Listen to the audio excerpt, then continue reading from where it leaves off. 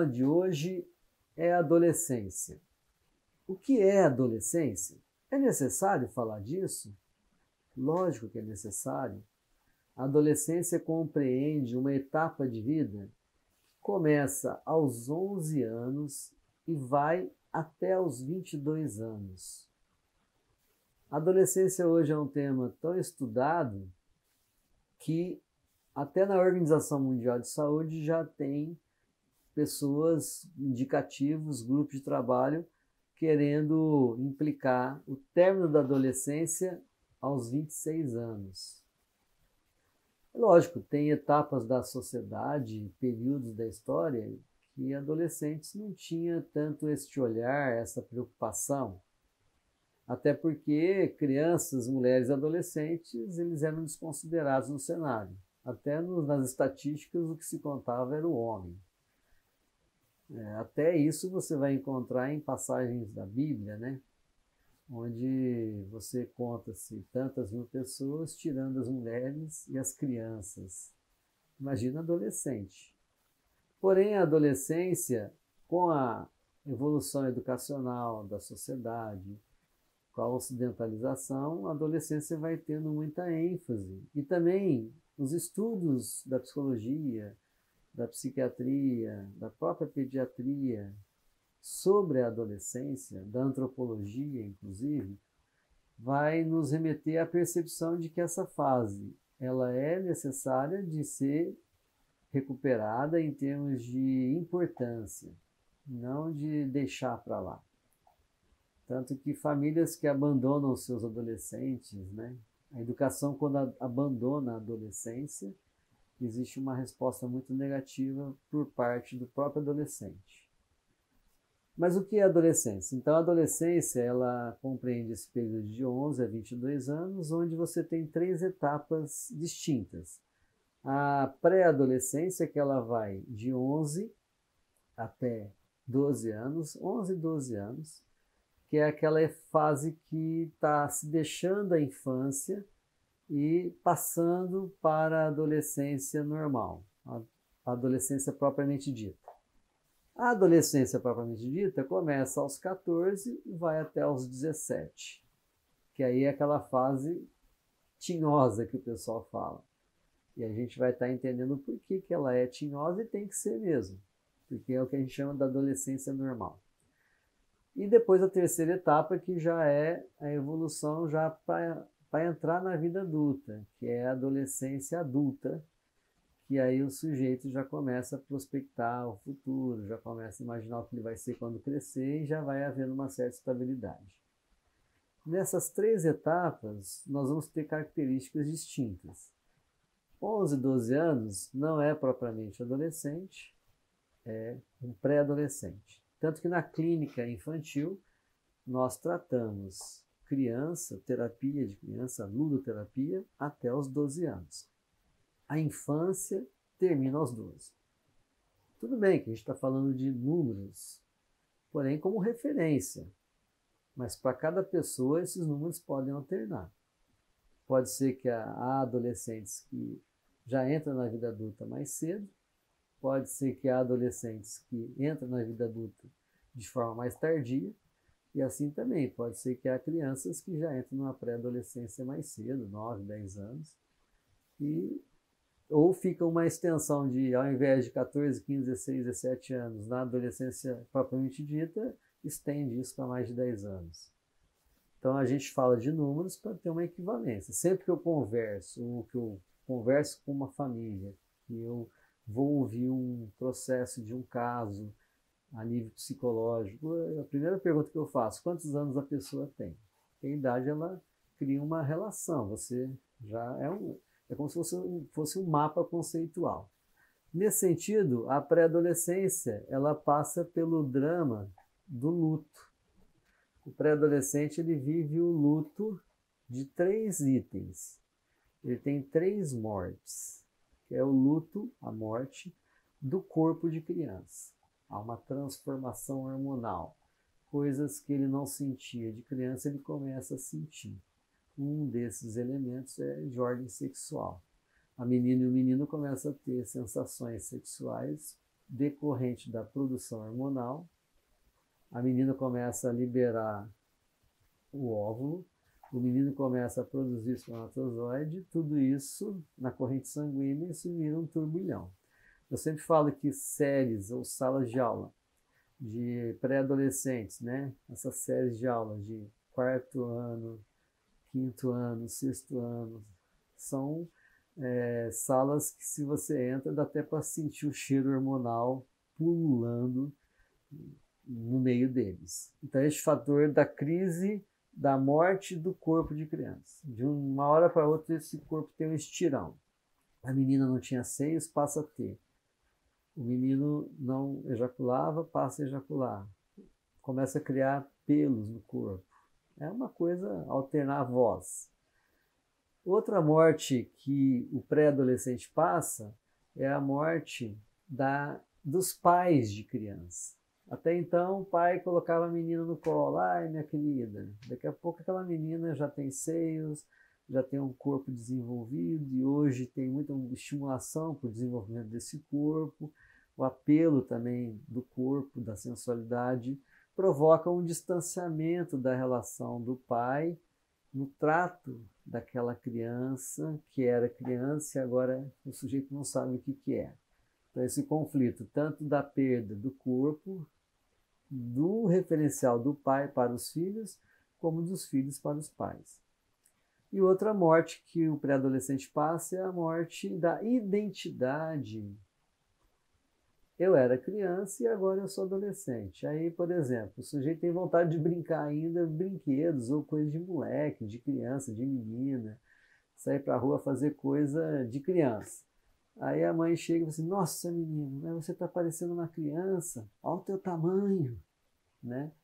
A mãe também acha que ela já cresceu porque ela está grande, mas daqui a pouco critica porque ela está com um comportamento de criança.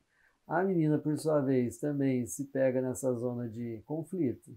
Ela já sai na rua e os homens já a seduzem, já olham para ela com um olhar diferente, ela já começa a correr esse risco, né, da sedução. O menino já começa a se interessar por outras questões, só que daqui a pouco eles fazem uma molecada, fazem uma molecagem.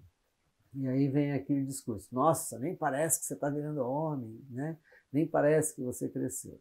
Então, olha só, a pré-adolescência, 11 e 12 anos, o conflito está no luto. O luto pela perda do corpo de criança, o luto pela perda, né, da identidade de criança e também o luto pela perda dos pais de criança.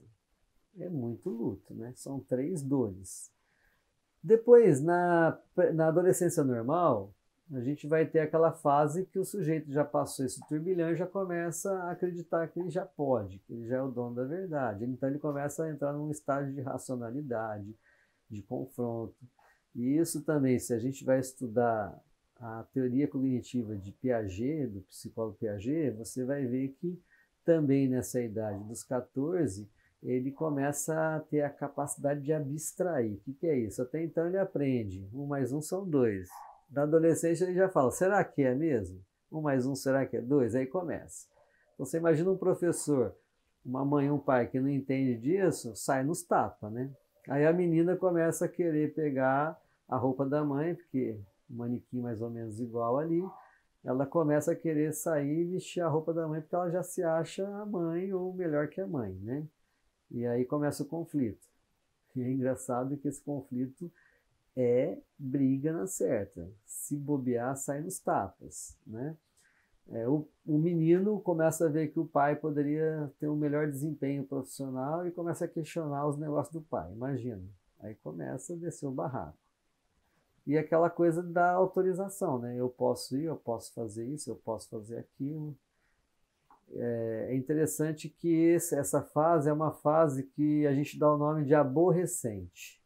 Mas eu sempre digo que aborrecente, sabe quem são os aborrecentes? São os adultos que tiveram uma adolescência mal vivida ou que não evoluiu nos seus sonhos da adolescência e que viraram adultos frustrados. Aí quando você vê um adolescente cheio de energia, cheio de ideias e cheio de questionamentos, você conflitua com aquele adolescente. Então tem esses elementos da adolescência propriamente dita, que neste livro aqui de Maurício Knobel e Arminda Berasturi, a Berasturi ela foi supervisionanda da Melanie Klein, que é uma grande psicanalista da Inglaterra, e o Knobel, argentino também, eles são da escola argentina. Eu já fui supervisionando do Knobel, ele era professor emérito da Unicamp na época. Esse livro é um roteiro que eu oriento para você adquirir, da Arte Média, o livro, né? Você pode ter um entendimento mais claro dessas 3 etapas. Neste livro, o Knobel ele vai trabalhar a noção da psicopatologia normal da adolescência. O que é isso? Você pega adolescentes que chegam na clínica, por exemplo, que os pais acham que estão cheios de patologias, cheios de complicadores. Aí você faz o diagnóstico e 90% dos itens que vem apontando ali de possível patologia, você vai descartando, porque isso faz parte da adolescência normal, isso faz parte. É o que a gente chama de psicopatologia normal da adolescência. Parece que o sujeito está surtado, parece que ele está rompendo com a realidade, mas faz parte daquela fase. É lógico que você tem que identificar se isso faz parte da adolescência normal dele ou se é a configuração de um quadro psiquiátrico. O problema é que também profissionais da área da psiquiatria, da área da saúde, médicos da área da clínica geral, psicólogos às vezes, também começam a tratar casos de adolescência taxando patologias, tipo transtorno opositor, transtorno bipolar. Gente, a adolescência não é a idade para a gente configurar patologias. Aquele quadro pode evoluir para uma patologia. E aí você vai ver, na minha clínica para adolescentes, 80% dos casos remete muito à orientação familiar. Por isso que não dá para você jogar um adolescente para tratar uma possível insanidade dele, ou que normalmente na cultura brasileira chama de loucura, sendo que aquela loucura é normal. Imagina, é uma fase que o sujeito está ensaiando a ser adulto, e ele não é nenhuma coisa nem outra, e ele é dependente. Então isso é um conflito interno. E piora quando o adulto que está ao seu redor não consegue identificar essa psicopatologia normal da adolescência. E depois, então, vem a terceira fase, que é a adolescência adulta. Na adolescência adulta, o que acontece? O sujeito já passa aquela fase de conflito, de questionamento, de confrontamento, e já começa a se preocupar, a desencadear o seu próprio futuro, o que eu vou ser quando crescer. Tudo bem que no Brasil essa busca do que eu vou ser quando crescer começa muito cedo. Hoje o jovem sai do ensino médio, a média com 16 para 17 anos, quando está terminando a adolescência normal. Porém, às vezes as escolhas são confusas, porque não tem ainda aquele núcleo de maturidade para poder escolher. Alguns países, depois do ensino médio, ainda tem uma extensão de curso técnico, um científico, né? Alguns países têm a questão da escola militar, que é obrigatória, para que ele possa galgar uma carreira profissional, nível acadêmico, de nível superior, com mais maturidade. Por isso que muitas pessoas, a média de 45% dos jovens que vão para a universidade aos 17 anos, lá pelo 3º ano do curso, ou pelo 6º semestre, eles tendem a abandonar o curso que escolheram e buscar um outro curso, que é exatamente naquela fase que ele já está saindo da adolescência adulta. Então, nesse sentido que esses 3 períodos da adolescência, pré-adolescência, adolescência normal e adolescência adulta, sempre vai carregar conflitos. Uma, pela transição da infância para a adolescência. A segunda, pela questão da abstração e do confronto, dessa necessidade do adolescente tem de se reunir em grupo, de se afastar dos pais, de viver também aventuras e riscos. Quando isso não lhe é permitido, ou quando se é simplesmente autorizado para que ele navegue apenas nos eletrônicos, nos jogos eletrônicos, no seu celular, ele se isola também do mundo e se neutraliza. Ele deixa de viver a adolescência dele e vai construindo a sua própria ruína, né? A sua própria morte existencial. Então, nesse sentido que o adolescente em si, a adolescência em si, É lógico, gente, nós passamos 12 anos de infância, quase 12 anos de adolescência, para depois viver até 100 anos como adulto. E a vida adulta não é mole, não. Você tem que ter um alicerce fundamentante para que você possa viver essa vida adulta de forma favorável, de forma tranquila, né? Aqui, então, eu vou traçando, que essa conversa é breve, mas apenas algumas pinceladas para que você possa melhorar a sua forma de ver o adolescente. A compreensão do adulto, a forma e as coisas que o adolescente está passando ajuda demais a melhorar o ambiente familiar, o ambiente escolar. Por exemplo, professores que dão aula para adolescentes, da pré-adolescência à adolescência normal, principalmente na adolescência normal, 14, 15, 16 anos. Não adianta ele chegar com a regra pronta lá para definir como ele vai conduzir uma aula. É melhor que ele sente com os adolescentes, estabeleça um acordo de os adolescentes também colocar o que eles querem na regra, mas, porém, contudo, todavia, alguns itens da regra o professor mantém, e aí ele vai conseguir ter a turma na mão dele. Se ele chegar lá impondo, xingando, criticando, ele vai criar um campo de batalha. E hoje nós temos visto que, pela intransigência de alguns adultos, que mexe com a intransigência normal do adolescente, tem adolescente batendo em professor em sala de aula. Lógico, a falta de entendimento. Tem que haver esse encontro das diferenças.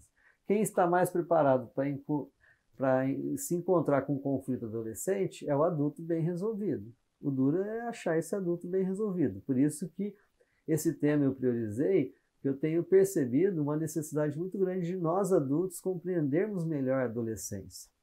E aqui para os pais e professores, alguns processos preventivos. Entender essas etapas, procurar entender mais, estudar mais. Eu estou indicando aqui, né, Adolescência Normal, mas tem dezenas de livros que falam sobre adolescência. Sempre ler, estudar, buscar e participar de grupos para debater isso. Se aproximar do adolescente é um outro item de prevenção. Não deixar, pelas diferenças das idades, deixar o sujeito lá isolado. Não, enche o saco dele, chega junto, né? Colocar o adolescente em atividade, não deixar ele parado, se envolver com o adolescente naquilo que ele está fazendo, valorizar aquilo que ele sabe fazer, achar aquilo que ele gosta mais e dar ênfase para aquilo. O professor, em sala de aula, criar regras que ele possa participar e estar junto, sem perder o fio da meada, né? Sem perder o controle. Tomar cuidado para professores e pais não chamar a atenção do adolescente na frente de colegas, de amigos ou de outros adolescentes. Isso é uma desonra. Um pai bater num adolescente perto de outro adolescente, aliás, um pai bater num adolescente já é uma desonra. O adolescente ele vai vir com tudo contra, vai estabelecer um conflito. O ano passado eu tive que intermediar conflitos de briga braçal de adolescentes com pais no trabalho rural, a ponto de um quase matar o outro. É uma situação insana, por uma falta de percepção do adulto, né? Evitar o isolamento do adulto, acompanhar sempre no que ele está fazendo e valorizar o que ele está fazendo. Ah, mas eu não gosto de videogame, ele adora videogame. Vamos jogar junto, vamos ver o que ele está jogando. Vamos estabelecer também horários para tudo isso, né? Afrouxar a corda. Os pais têm dificuldade de afrouxar a corda, não soltar a corda, mas dar corda, para dar a sensação de que o adolescente está indo por ele. Mas, porém, contudo, todavia, você puxa na hora certa. Então, às vezes, o adolescente ele quer viver uma experiência, uma atividade, um show, um evento que ele possa ir, você solta essa corda, mas você monitora, você fica próximo. Às vezes você tem que também perder horas de sono para estar junto com esse adolescente. E ouvi-los e dar crédito no que eles estão falando. Eu tenho pego assim, muitos adolescentes que sabem muito mais coisas do que eu. As chances educacionais que eu tive, muitos adolescentes estão tendo muito mais chance do que nós tivemos. Não é isso mesmo? Muitos pais estão fazendo de tudo para dar o melhor para o filho. Então, se dá o melhor, eles ficam melhor que a gente. Aí aqui vale aquela brincadeira, né?